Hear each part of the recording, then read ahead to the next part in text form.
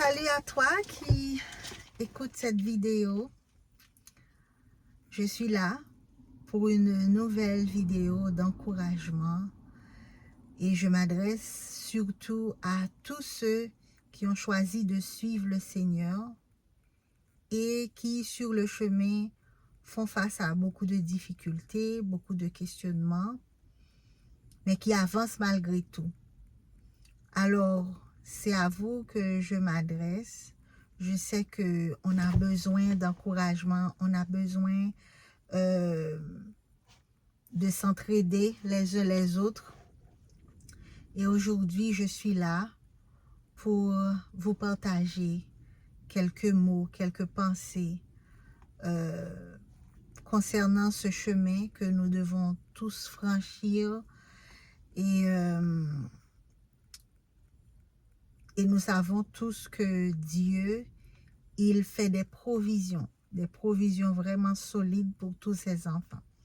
C'est comme Élie qui devait s'enfuir de Akab et de Jézabel. Il n'a pas pu rester parce que sa vie était vraiment en danger. Et donc, quand ta vie est en danger quelque part, on l'a vu à travers les histoires bibliques que certaines fois Dieu te demande de te déplacer. Et très souvent, Dieu te demande de te déplacer. Dieu fait en sorte que Dieu arrange les choses pour que tu te déplaces. Parce que ce n'est pas encore le moment. Et c'est le cas pour Jésus. Il voulait à tout prix le manger tout vivant dès le début de son ministère. Mais le moment n'était pas encore venu. Et souvent, il a dû s'en aller. Il a dû partir seul pour ne pas rater les choses. Et donc, dans ces moments où on est seul, où on est retiré, Dieu envoie toujours les ressources nécessaires. Pour Élie, il a envoyé de la nourriture via un oiseau. Et Élie a été encouragé, il a été nourri pendant son temps dans le désert quand il était tout seul. Il a été ensuite nourri par une femme, une veuve qui n'avait pas vraiment beaucoup de choses à partager. Et Dieu a utilisé. Dieu là, il fait tout ce qu'il veut.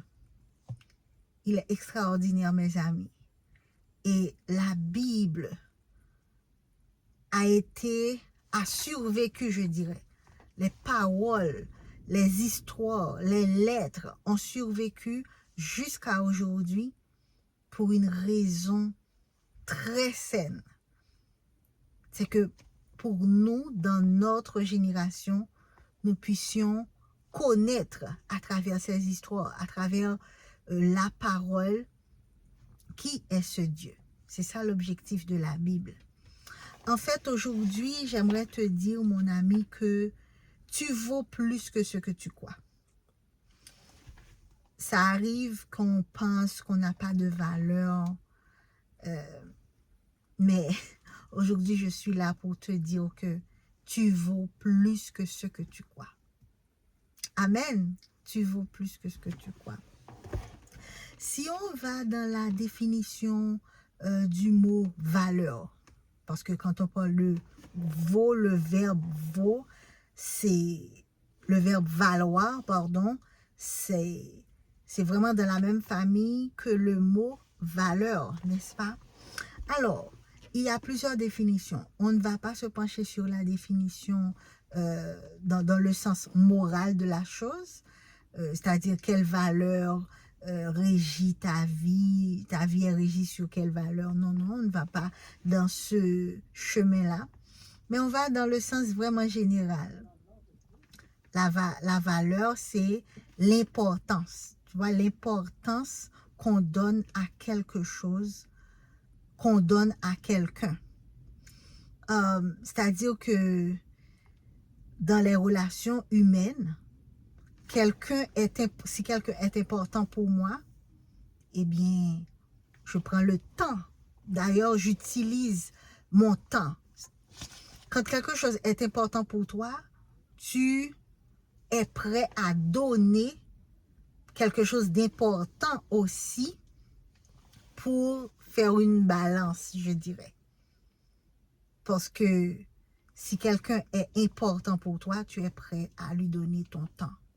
Tu es prêt à lui donner ce qui a de la valeur pour toi, ce qui a de l'importance pour toi, à partager avec cette personne. Est-ce que vous voyez? Donc, et quand la personne n'a pas de valeur pour toi, ben, tu n'as pas envie d'écouter cette personne, tu n'as pas envie de passer du temps avec elle. Tu trouves que la présence de cette personne te dérange. Donc, c'est ça la valeur. Et souvent, je ne sais pas si ça vous arrive, mais je suis sûre que en tant qu'enfant de Dieu, tu as dû passer par ces moments de doute où tu te demandes, est-ce que tu as de la valeur? Parce que quand tu réalises à quel point les gens, ils ne font fi de toi, ils ne te calculent même pas. Donc, tu peux avoir cette tendance à douter de qu'est-ce que tu vaux vraiment. Ça arrive que dans une famille où il y a plusieurs enfants, certains enfants sont plus valorisés que d'autres. Et quand on parle de valoriser, c'est-à-dire que on accorde plus de temps à cette personne, à cet enfant-là, on lui accorde une écoute active et puis ses besoins sont pris en considération. Tandis que dans cette même famille, il y a un enfant qui, ben, on ne pense même pas à lui. En fait, il est comme le dernier. On ne pense pas à lui donner sa place.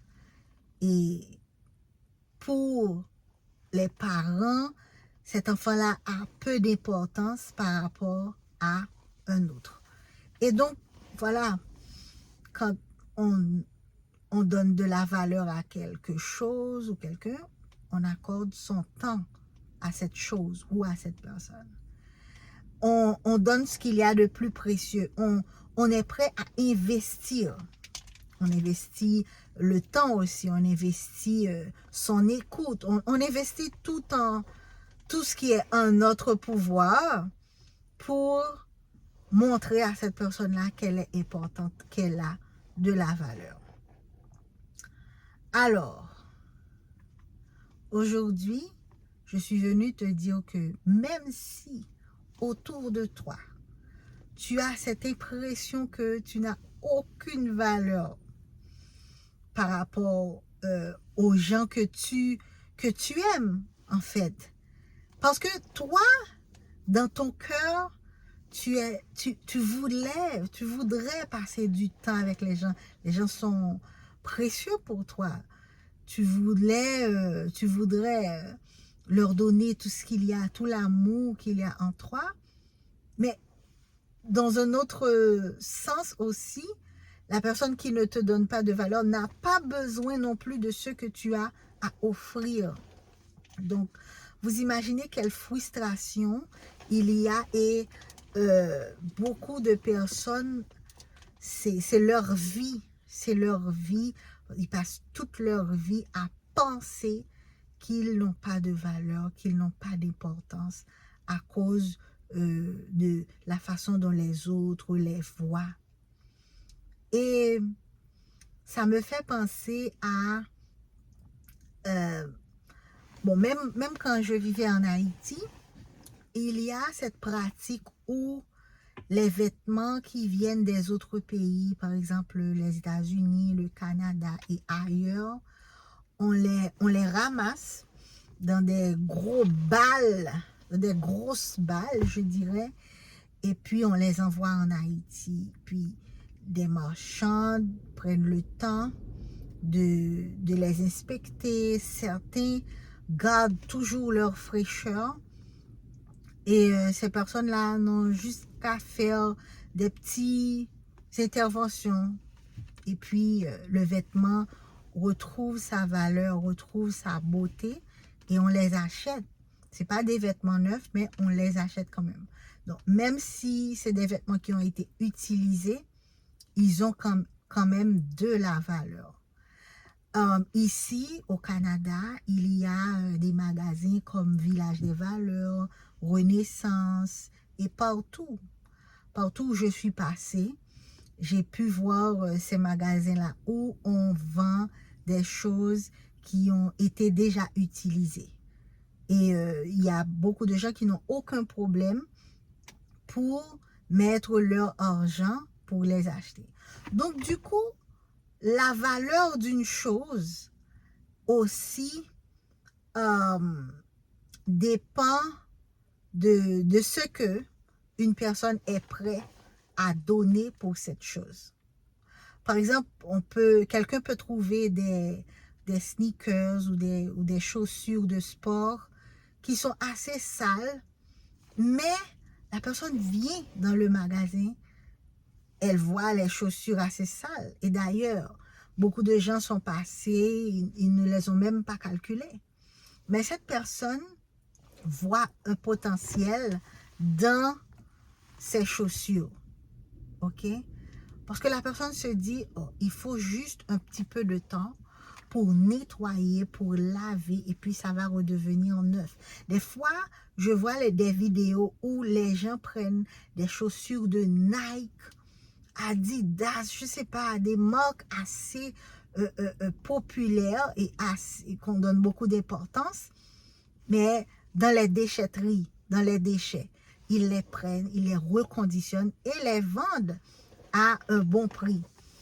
Donc, mes amis, aujourd'hui encore, on fait la publicité de ce qu'on appelle reconditionnement. Voilà, parce que les hommes, ils ont compris que, bon, pour ceux qui luttent contre la destruction de la planète, ils pensent qu'on ne devrait pas se laisser aller à acheter les choses neuves et à les jeter comme ça. Donc, certaines personnes ouvrent des entreprises même dans la cueillette de tout ce qui est jeté par d'autres pour faire quelque chose de nouveau, pour faire quelque chose d'utile encore. Et il y a même une pratique au Japon, je crois, quand les verres ou les tasses sont brisés, on ne les jette pas. On les colle avec quelque chose mélangé avec de l'or. J'ai oublié le nom de cette pratique. Mais on mélange de l'or avec une colle et puis on assemble les morceaux cassés et ça devient quelque chose de beau et c'est même très cher. Donc, du coup, mes amis, le monde fonctionne comme ça avec les choses, mais je veux vous attirer l'attention sur le fait que dans les relations humaines, les gens jettent l'humain également. L'humain qui devait avoir une valeur, les hommes jettent les humains. Mais c'est surtout ceux qui n'ont pas de cœur, en fait. Ceux qui ne comprennent pas qui font ça. Par exemple, dans les relations jeunes hommes, jeunes femmes, les gens qui ne comprennent pas, les hommes qui ne comprennent pas, ils résument la valeur d'une femme à cette relation physique, cette relation intime qu'ils peuvent avoir et puis après, c'est tout. Donc, la femme, c'est juste quelqu'un qui est là juste pour ça, juste pour un moment de plaisir et puis c'est tout. Alors, pour tout ce qui est important pour eux, mais ils ne voient pas, ils ne se voient pas avec cette femme-là pour faire quelque chose d'important. Donc, c'est des choses qui arrivent et ça s'est toujours passé depuis que le monde est monde, où les hommes utilisent d'autres hommes, soit pour de l'esclavage, l'esclavage sexuel, d'autres formes d'esclavage. voilà, c'est pas seulement dans ce siècle que ce phénomène arrive. Et c'est là la conséquence, l'une des conséquences du péché en fait.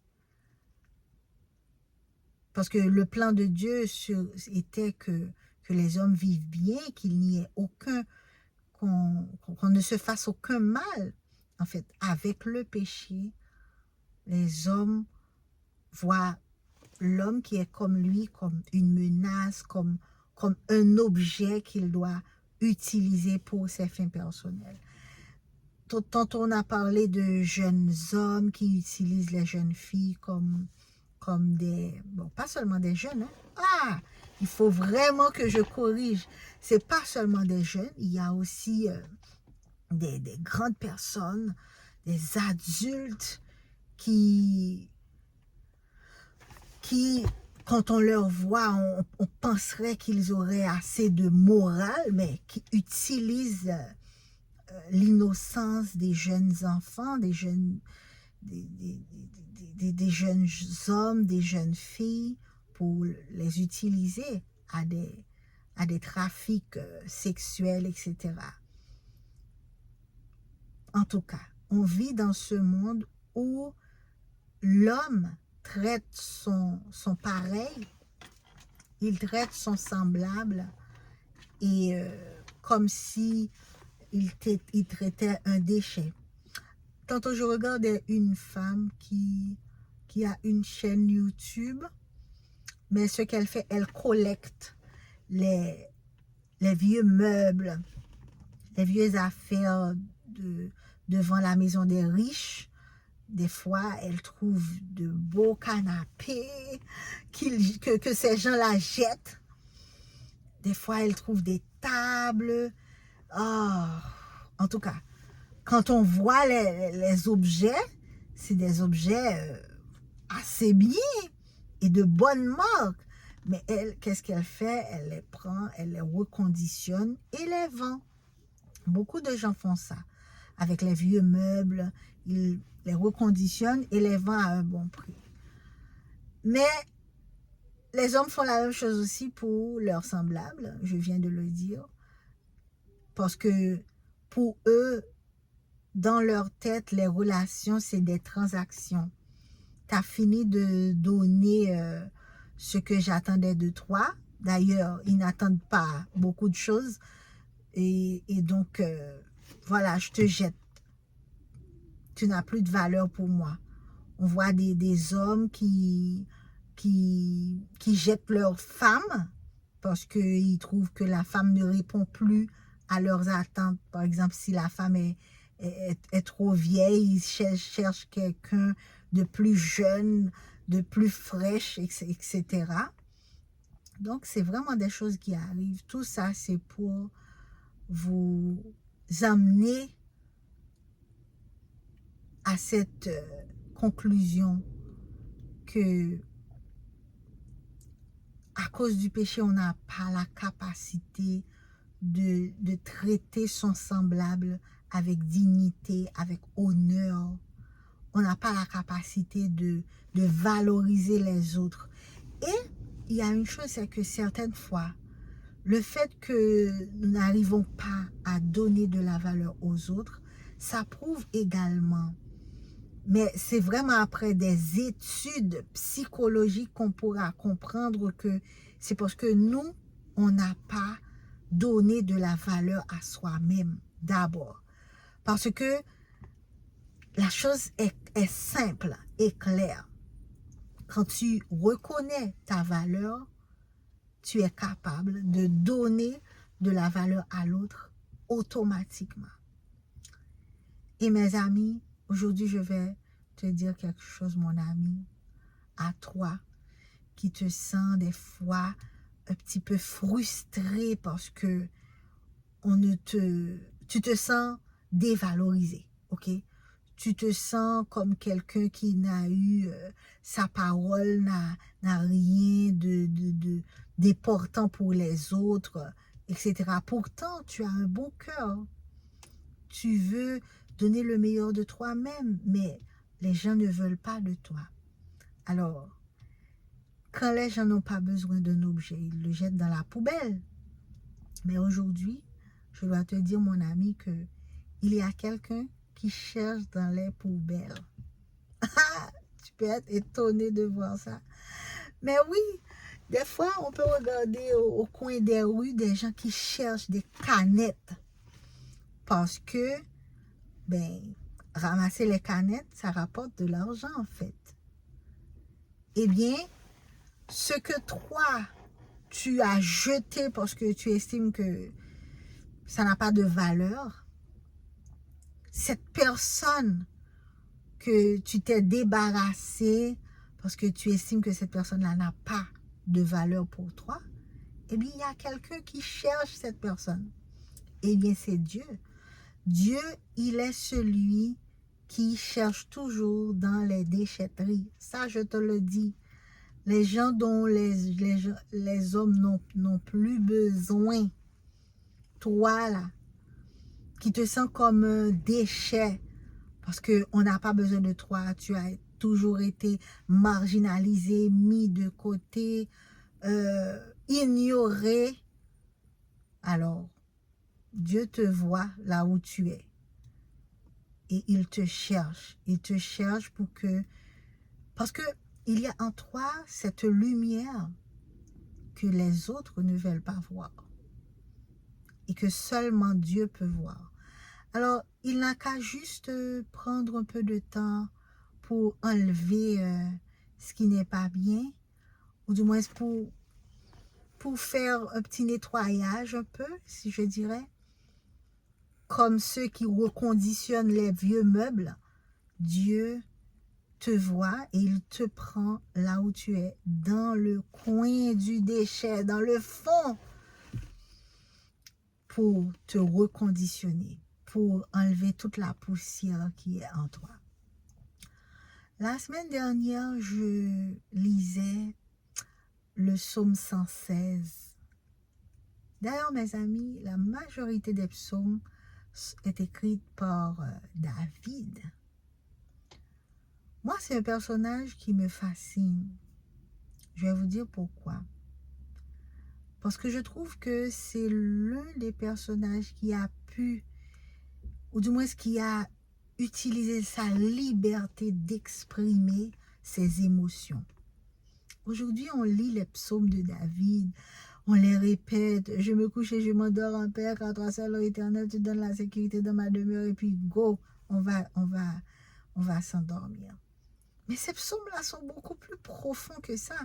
Ça exprime l'état de l'âme de David. Comment il était. David était un guerrier. Des fois, quand il était en proie à des luttes intérieures, il les exprime par des psaumes. Et quand il était content également, il exprimait sa joie dans ses psaumes. Moi, je me dis, Seigneur, tu fais tout bien, chaque chose belle en son temps.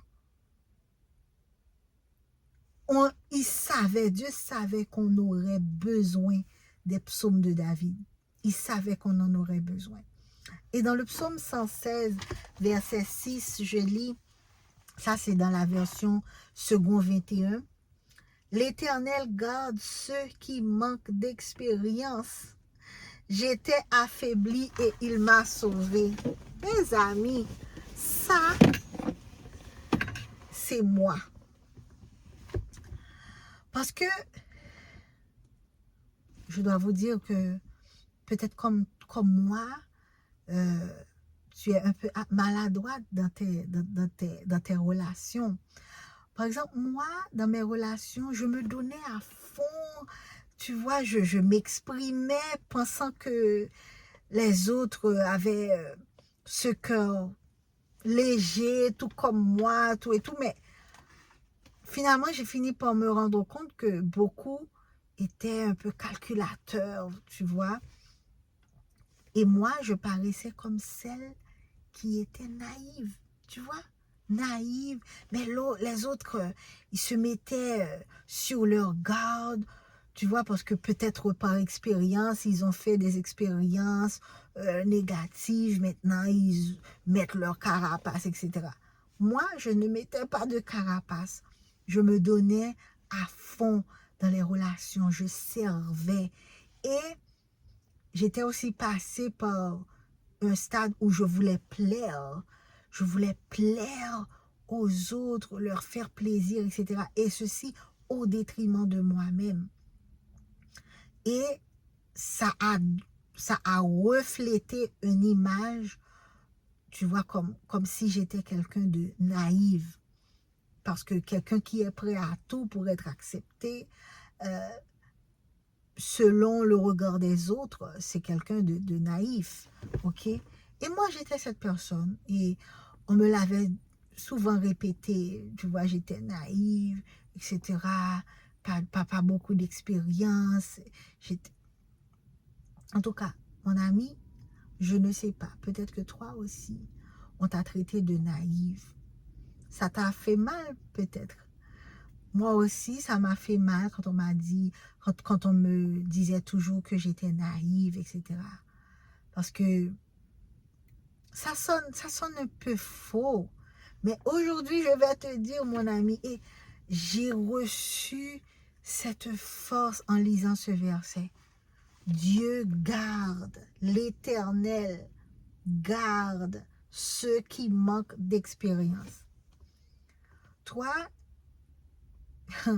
tu t'es vu pendant toutes ces années à tomber, te relever, tu vois, tu faisais des erreurs parce que tu étais tellement focus sur faire plaisir aux gens, donner le meilleur de toi-même. Et Dieu t'a vu en train de te casser le nez aussi, mais tu ne t'es pas rendu compte que malgré tout cela, Dieu t'a protégé. Il t'a gardé.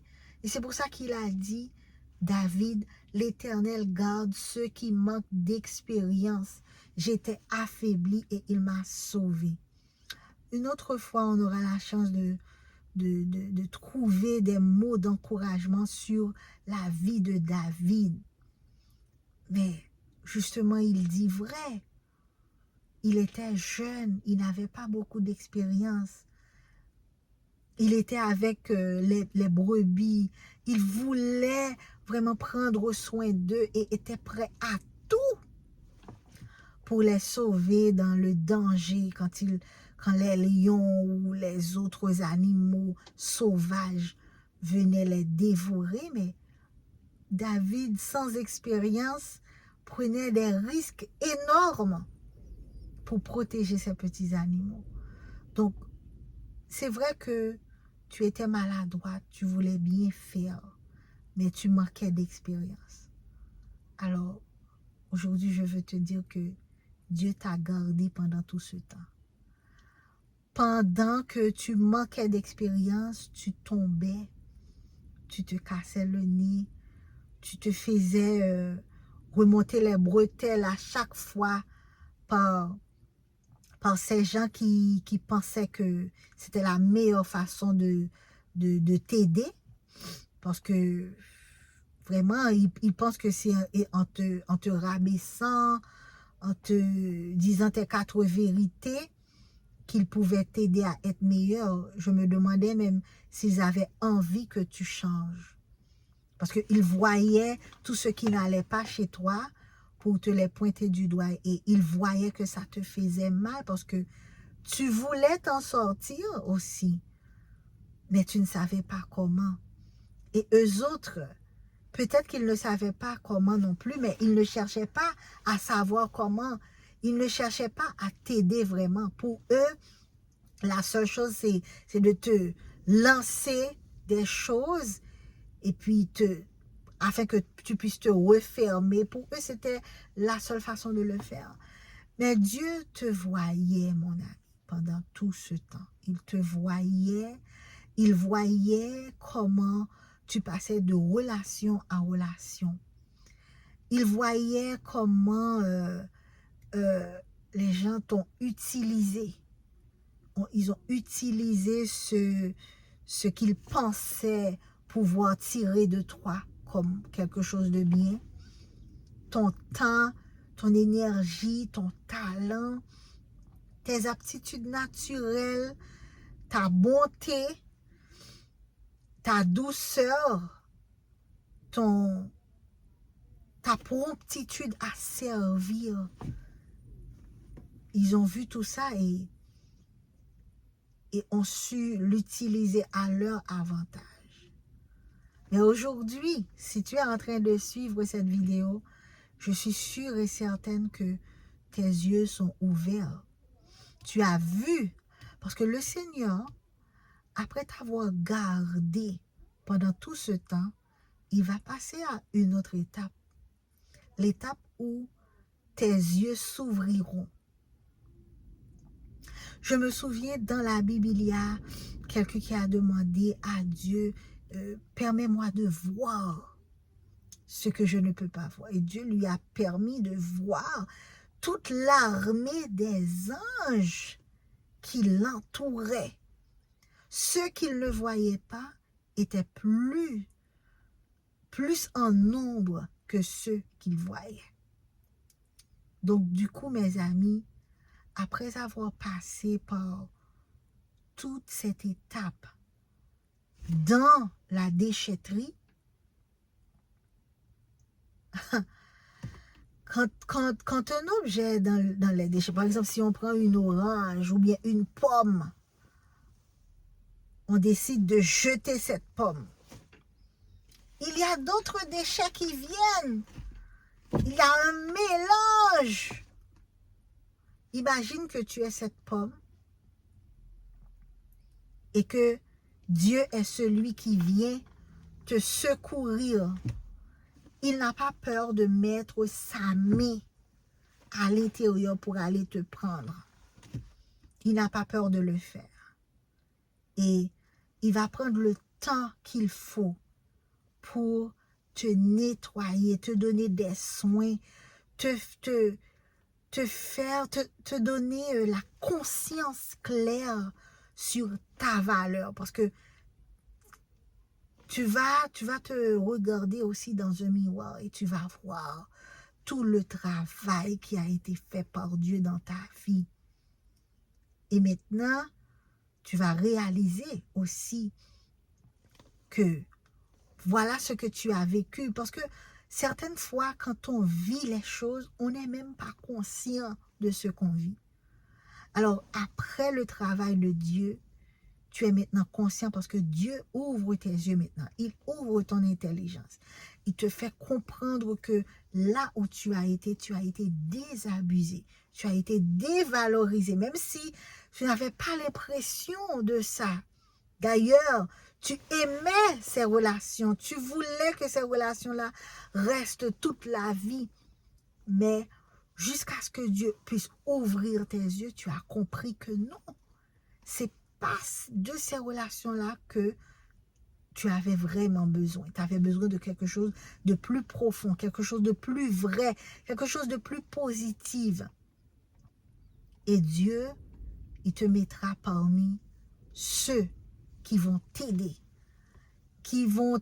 et qui ont vu le potentiel en toi, puisque eux autres également, Dieu les a permis de voir le potentiel en eux. Et ensemble, on peut faire quelque chose. Donc, tu as de la valeur. Tu as plus de valeur que ce que tu penses.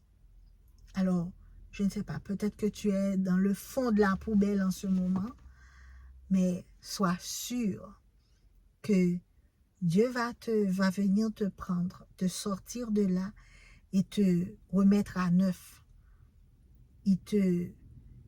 Il ouvrira tes yeux pour que tu puisses voir que là où il t'emmène, c'est le meilleur endroit qui soit. Là où tu as été, c'était le pire endroit à être.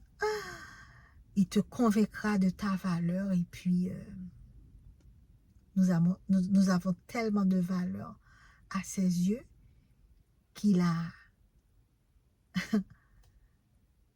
pas vu ça comme quelque chose de difficile de se donner entièrement, de donner sa vie pour nous. Donc, mon ami, c'était juste pour te rappeler que tu as de la valeur, que tu vaux plus que ce que tu crois. À demain. Oui, je dis à demain pour un autre moment d'encouragement. Tiens bon et vraiment à demain.